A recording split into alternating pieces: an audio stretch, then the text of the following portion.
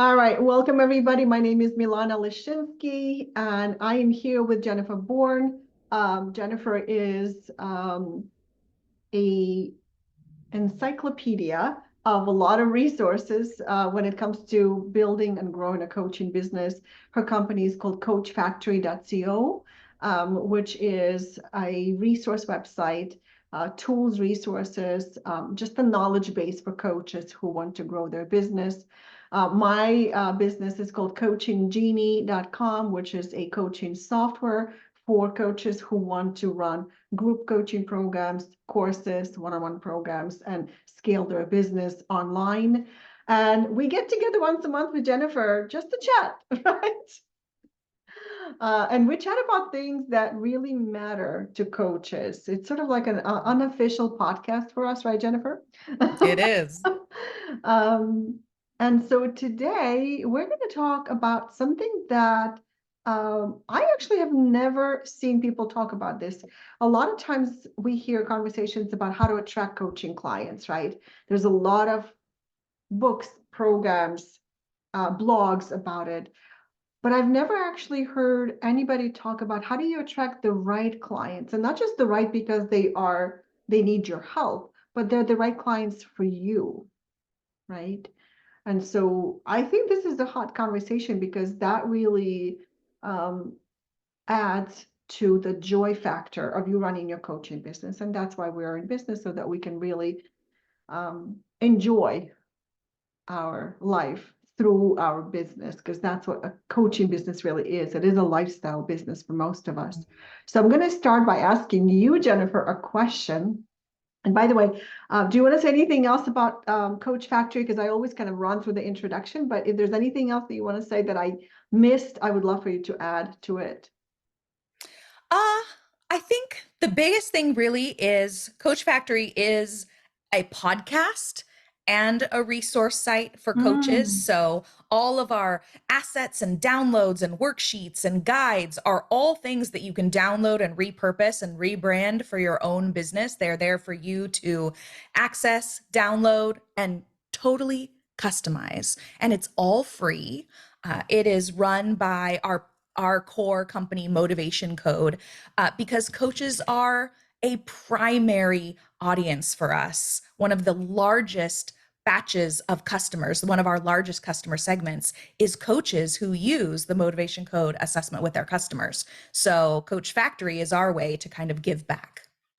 Awesome. Thank you so much for expanding on that. I did not know that you had like customizable content. So that's awesome. I just learned something about Coach Factory. So I'm going to ask you, what is the one, you run your programs. What is the biggest thing that you do, like a step or strategy that you use to make sure that you attract the right right clients into your programs? That's a really, really good question. And it is twofold now. Forever, right? Number one, every single person should be doing customer research. The core thing that I do as a business owner, that I've done even before I offered coaching through my own, business through jenniferbourne.com. I did customer research when I worked as a designer, and I do customer research as a part of copywriting and now as a part of coaching.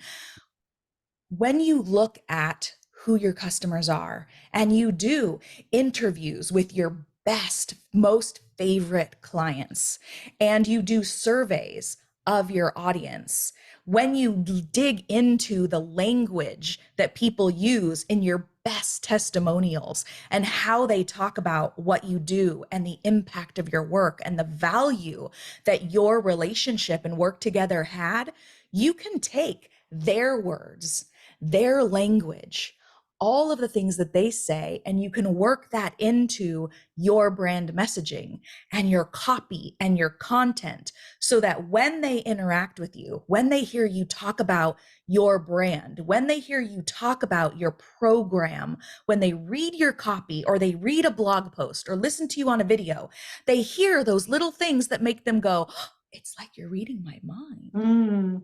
That's what I was just saying to my friend. How How do you know that about me? You must be who I've been looking for. I need to know more. I need to figure this out. I should book a call, right? When you can resonate with people that deeply, you pull the right people in. So awesome. What I'm Ooh, hearing is, what's that? I was going to say that was the first part. I told you there were two Oh, that's the parts. first part. Okay, let me So just, we'll come back to the second part because it yes. sounds like you had a question. I just want to kind of emphasize brand messaging is the first thing that you focus on, which really consists of the language that you're using, what you say in your copy, in your content. It's the brand messaging to make sure that when people hear you or see you or read something that you wrote, they can quickly resonate and recognize themselves and their challenges in your messaging. Okay, what's the second part? 100%. And really, the truth about brand messaging is that most people write it from the perspective of what they think people need to know and what they want people to know and what they want to say. But that's making some wild assumptions because how other people talk about what you do may not be the same. You may talk about things differently. You view your work differently. So that's why customer research or client research is so important. It can be made a little bit easier by using assessment tools, right? A lot of coaches use tools like Colby or DISC or Myers Briggs or Motivation Code. I now use our Motivation Code assessment in all of my client relationships and coaching programs, mainly from my own experience taking it and then seeing how coaches are using these assessments to better understand what makes their clients tick so they can make their coaching a lot more sticky. Like you might know when you know yourself, when you have great self awareness and you know what drives you to go all in and what gets you excited about your work and what makes you want to say, yes, like I'm going to go above and beyond for this client. When you know what those factors are, what those motivations and drivers are, you know what kind of clients fit you best. So when, for example, with Motivation Code, when you find out what your motivational drivers are, like I am an orchestrator and an achiever, and my motivations, like one of mine is collaboration. So I know I want to work with clients who are highly collaborative and interactive. And I'm not going to be content working with somebody who just sits there, listens, and then like gets off the call. Like I want that interaction and that's what's going to fill me up. So I know I need clients like that. And when you have your clients take an assessment to better understand how they react to what you put out there. When you understand how you interact and where you might have little conflict or where you're going to really gel, then you know, oh, right, they're going to be a great fit, or oh, we might have a little bit of a problem here, or my coaching is going to work really great for this person, or my coaching style might not be as great for this person. And in our assessment with Motivation Code, one of the tools in our premium report is a tool that lets you say, okay, here's one of my motivations and here's one of my clients. Tell me how we're going to work together. And it'll tell you, here's all the positive ways you work together, and here's all the ways you might have conflict or where you might run into issues. And for me, knowing that up front, as a coach, when I'm working with a client, I can keep that top of mind and I can watch out for those signals early on, or I can vet clients way easier in the discovery process to make sure that we both get the most out of the relationship. So the motivation code assessment really helps you understand what motivates your clients and how to work with them and whether you will gel based on the results of the assessment. So part one is brand messaging. Part two is client research through assessments. And I love that you have motivation code because that really does help coaches attract the right clients. When I suggested we talk about this today, I didn't realize that's what your assessment really does, Jennifer. So that's really cool. So that's a big part of what I totally agree with everything you said. And I'm wondering, like, some people will say, I did a discovery session with a client and I immediately felt like this, and that did not really resonate with me. So I don't think they'll make a great client. And that is easy to spot when you do discovery sessions. In my business, I don't do discovery sessions. I attract clients through my website, through my webinars, through my newsletter, through referrals, joint venture partnerships. So sometimes people come into my business and into my programs and they, I haven't like screened them or filtered them out through any kind of filter Right. or an assessment. And so I noticed some things that like, okay, well, I know this is going to be a great client because they are collaborative. Like you said, they're not going to just look for answers. We're going to explore the answers together. Um, they ask the right questions. They're curious. They're motivated to achieve their goal. And then sometimes I'll get clients and in my programs, and I experience things like, okay, well, I know this is going to be a challenging client.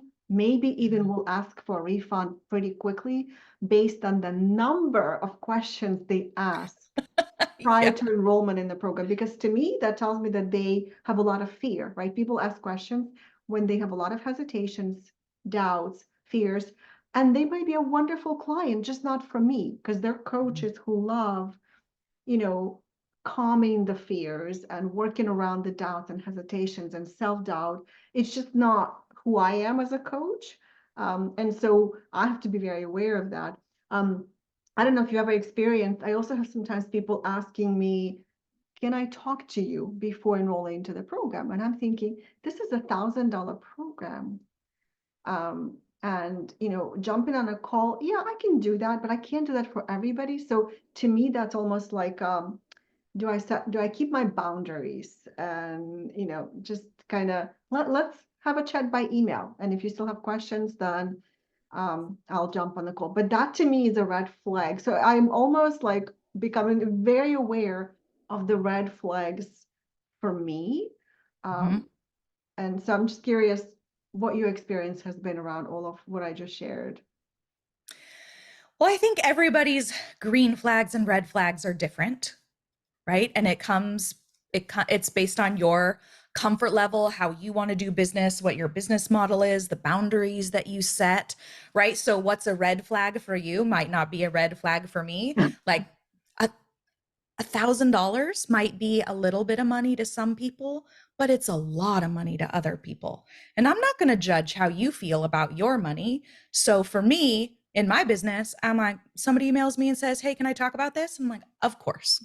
I'm happy to jump on and give anybody 15 minutes and answer some questions. So for me, that's not a That's red not an flag, issue. Yeah. but it's going to be different for everybody because like I have friends who are like, Jen, you're insane. I would never do that. I would never do that. But so it's how you want to run your business, how you filter and vet clients and all of those kinds of things. In my courses, they don't have a vetting process, right? My coaching programs, we have conversations because I know who I work really well with. If you aren't somebody who does the work, then I know I'm not going to like working with you. I work with people that get stuff done, with people Yeah. that do the work. And if you're not that person, we're not going to gel. So for my coaching, I vet, we have conversations, we vet, we go through that. But for my courses, I'm like, you can sign up on the website, buy it. There's no vetting process, just like you said. And in that case, customer research is even more important because they do get in there and you're like, oh, why did you even sign up for this? That is a signal that there's something in your copy, right, that made them think that it was a fit.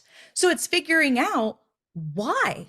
Like, Yes. what made them think that this was a fit, or where was there an expectation misalignment, or where was that?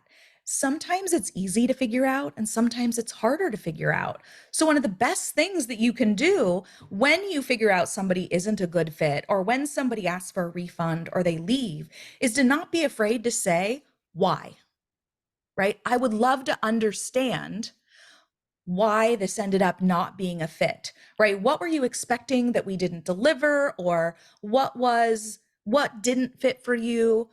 Ask those questions and figure it out so you can go back to your copy, go back to your messaging, and make those little tweaks to help adjust that messaging in the future. So anytime I run into that issue, I'm always asking, tell me why, tell me a little bit more, but what was it? What was it that made you jump in? What was it that's making you pull back?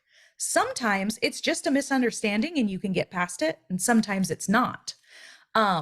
One of the things that I love about using assessments is that when you know, right, how somebody is motivated, how they show up, how they interact, right, how they bring their best to the table, how they're wired to think and make decisions and communicate. If they're not a fit, it makes it so much easier to say they're not a fit. Because let's face it, a lot of people are really uncomfortable having that conversation. They're really uncomfortable saying, hey, I know, right, that you're in here and everything else, but I actually don't think that we're going to be the best fit to work together. I actually don't think I'm the right person to help you reach those goals. That's a scary conversation to have when somebody's already paid. So we shy away from it. And a lot of times coaches will say, I'll just get through this one. Well, it's a rejection. It's a rejection of a client. Right. And feel good. That's uncomfortable. Yes. But when you use an assessment and you can see their results plain and clear, it becomes less about, I don't want to work with you, and more about, look at this data. You are somebody who will thrive in situations like this. You are somebody who will do the best and stay engaged and do the work and achieve your goals when you're supported in this way, when you work with these kind of people. I'm actually not that person. My approach is slightly different. You really should look for somebody who is like this. And then it's less about you rejecting that client and saying, I don't want to work with you. It's more about, oh, look at this data. You would be an ideal client for somebody like this. Yeah. And I want to give you the opportunity to be the ideal, beloved client. I love that. Beloved client feels so much better. And we're just exploring this, right? Like I honestly, when we decided to talk about this, I had no idea what will surface up, but there's so much surfacing up for me. So I'm listening to you, Jennifer. Yeah. So I'm going to go back to when I mentioned, to when you were saying, well, you were totally fine with somebody asking for a call. To me, when somebody is asking for a call before the program, before they sign up for the program, it's not even about giving 15 minutes of my time. I can do that easily, but to me, it feels like I'm establishing expectations that it's okay to ask for a call, a private call in the middle of a group coaching program, okay? So all the things that I offer in my group programs, like I use Coaching Genie, which means people can submit their questions. They can give and receive feedback. They can also come to other group members for support and accountability and, form partnerships and friendships within the group.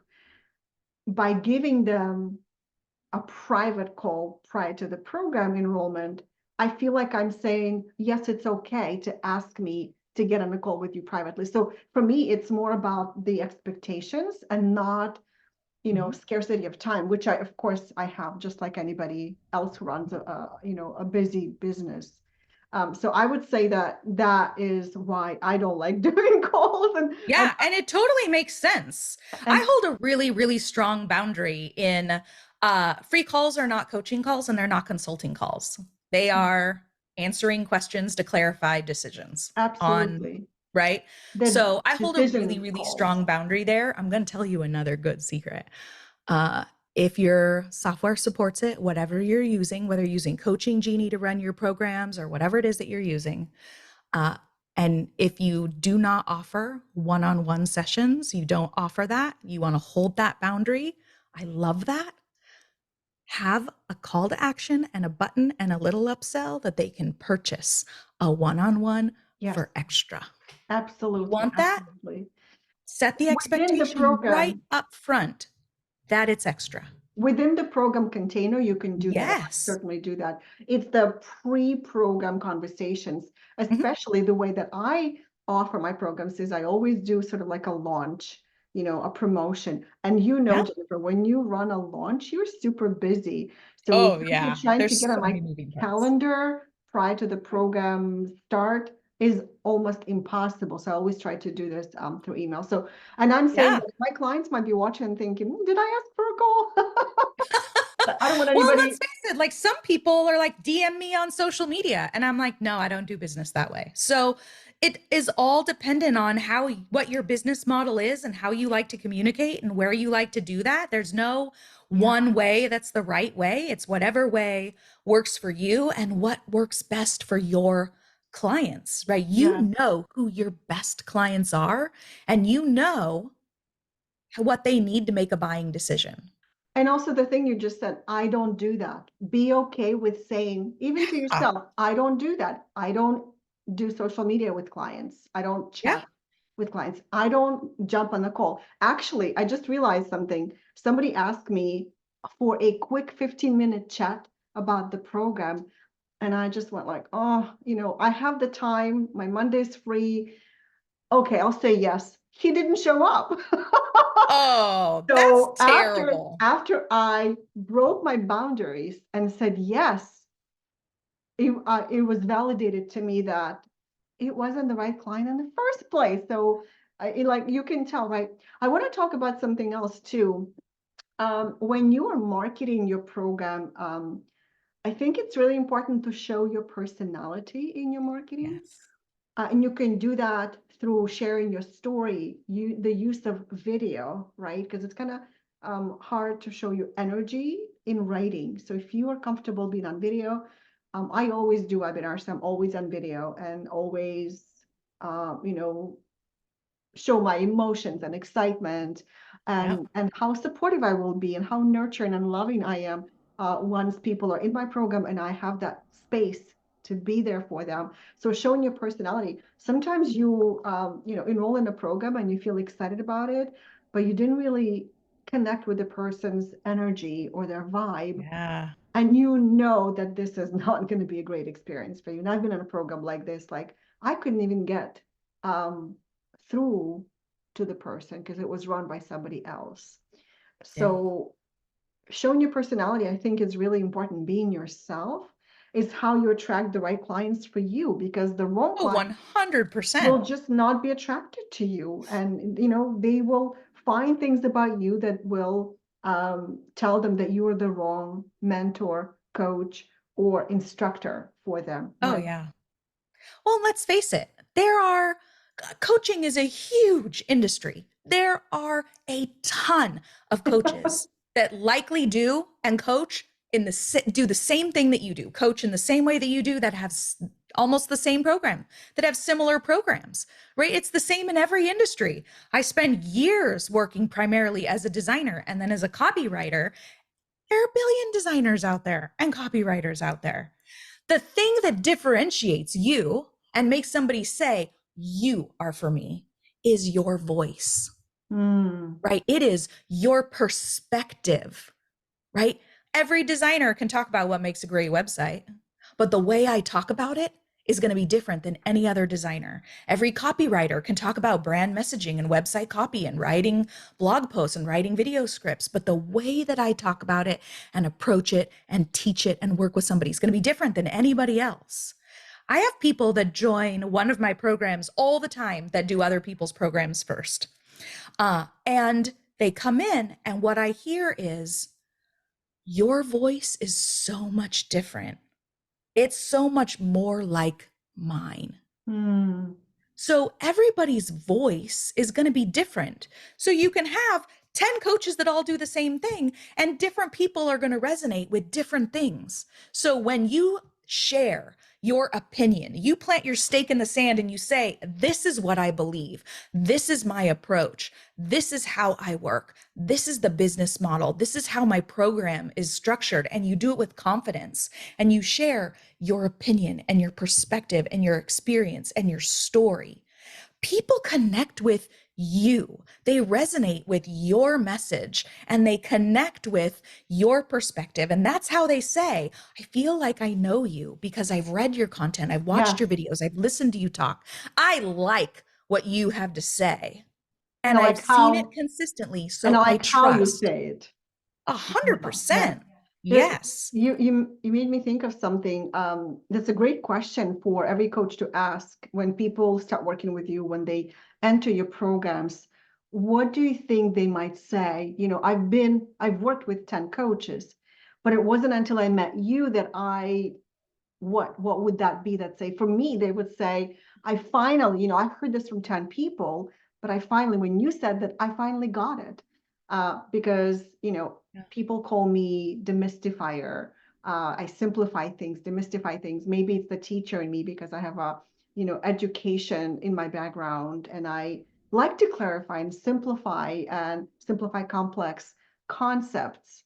And so to me, that is a really big sign that we're, you know, they're the right people for me, is because when I say it, they get it. Not everybody gets it, you know, just because I say it, right? Um, so I want to talk about, you know, we need to wrap up, but this is so important. We talked about so many different things around attracting the right clients for yourself. Yeah. But I want to talk about the areas of misalignment, because it's really about the alignment. Like, what areas should we look at to know that we are aligned in each of these areas? You know, like for me, it's a big part of it is, are you willing to, you know, be in a group experience, in a group environment? Are you a collaborative and a supportive person? Because that is what I want to create in my programs, is where people really support each other, and I create space and facilitate that. Yes, I am an expert on the topic, but I also would like to engage other group participants to support each other. It's a group coaching program. Yeah. And so I like for people to submit their weekly check-ins to see what they're getting stuck at. And other members of the group can see what they're getting stuck on and support them. You know, so if you are running your programs using something like Coaching Genie, you can create that container for your clients and for everybody else to see what they're working on and what they're struggling with, and offer support. So it's now a space between those live coaching calls where people participate and connect. So by the time we get to the next call, everybody Mhm. feels like, oh my God, I got so much value already just in that bit in between space, right? Yeah. But I'm curious, Jennifer, what are some of the, and because you created motivational code, is it motivation or motivational? It's Motivation Code, and I work there and support the product, but I didn't create it. Ah, okay, okay. This assessment science has been around since the 1950s, 60s ish.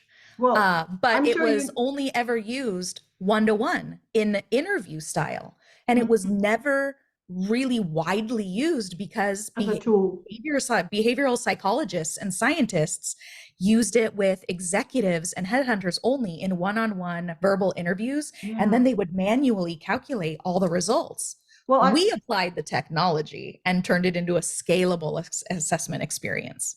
got it. Well, you must know the assessment inside and out. I do. You know, as somebody who's been running a business for many years, what are some of the areas of alignment or misalignment that we should look at when we are building our program and our marketing for the program? Clearly, it's the problem that you solve. That's a very obvious one. Okay, I solve this problem. People who will be aligned with me and my coaching are people who have that problem. That's kind of like the basic one, but there's more other ones. What can you think about some of the areas that coaches really need to look at in terms of Yeah, feeling aligned? I think everybody needs to look at what is the problem that you solve? how do you solve that problem, and what is the ultimate destination, right? What results are you looking for? But more importantly, what broader impact of those results do you crave? Like, why do you want to achieve those results? What bigger impact in your life or your business or your work do you want to achieve? But beyond that, at Motivation Code, we'd look at motivational flow, right? So what prompts somebody to engage, what process they need to be involved in to stick with it and go all in and persevere even in the face of challenge, and what payoff are they looking for at the end. Now, motivations, when you discover how you're motivated, it tells you exactly how to do that, what those things are.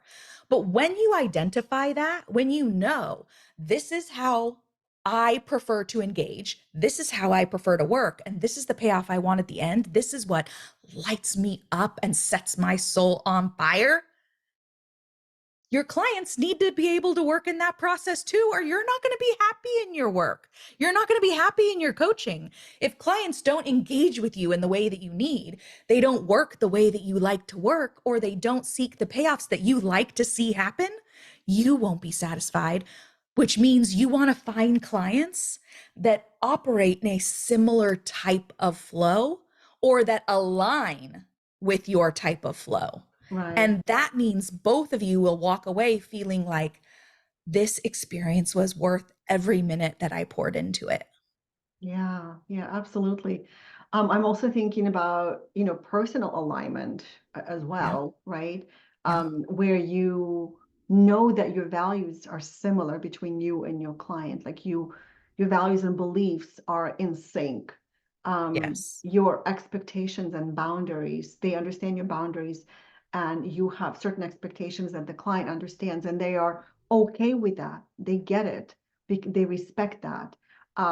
Accountability, like what does that look like? What do they expect for you to do for them? Are they taking personal responsibility and accountability for creating results? I remember somebody said something very important, and I remembered for the rest of my business life, is we're not responsible for our clients, we're responsible to them.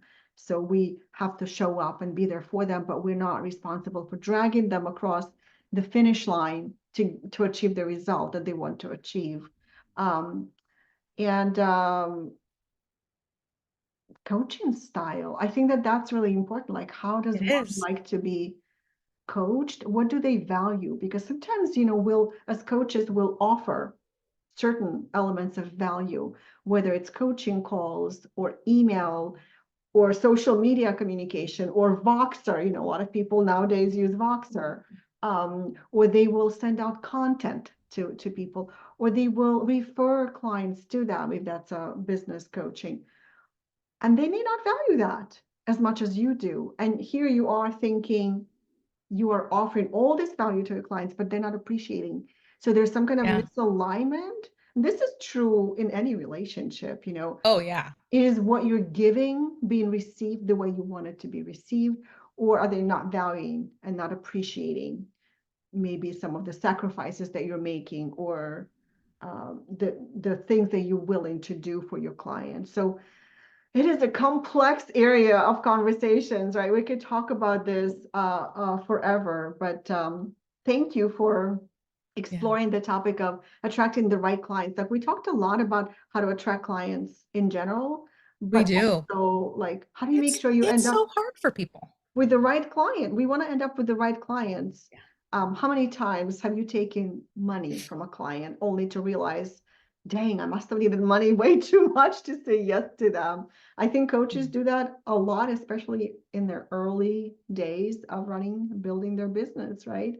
And that's how we learn. We take money from a client who we want to have as a client. We think it's going to be a great client, but then we didn't do a good enough job making sure that there's an alignment. Oh, Um, yeah. The best contracts, the best client surveys, the best customer research interviews, the best copy comes from working with misaligned clients. It happens Ah. to everybody. It's really easy for people to sit here and say, "Oh, only work with ideal clients. I only work with perfect fit clients. I only work with clients I love." It's so easy to say that. And yes, for some of us who've been doing this a really, really, really, really, really long time, that is true. But it takes time to figure out who that person is.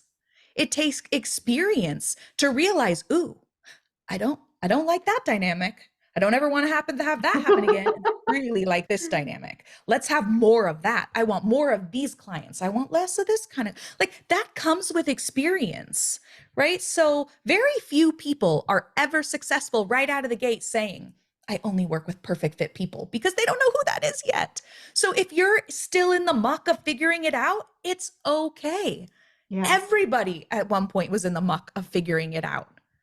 But every time you work with a client, sit down at the end and interview them, send them a survey, however you're going to do it, and reflect yourself.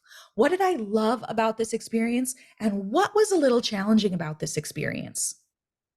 And how can I not repeat Ask that yourself again? that. Yeah. Yeah, I felt like we were wrapping up, but there's one extra thing that just kind of tapping me on my shoulder, Jennifer. sure. I've been in a Facebook group where I saw coaches being shamed for Oh, not being a good enough coach to handle certain challenges in a coach-client relationship. For don't example, ever let somebody do that to you. a good coach should, Mm-mm. right? And you can get the best skills. You do whatever you want to do, whatever you need to do to become the best coach you can be. But at the end of the day, we're all different. There's no such thing as a good coach should, because we're all different.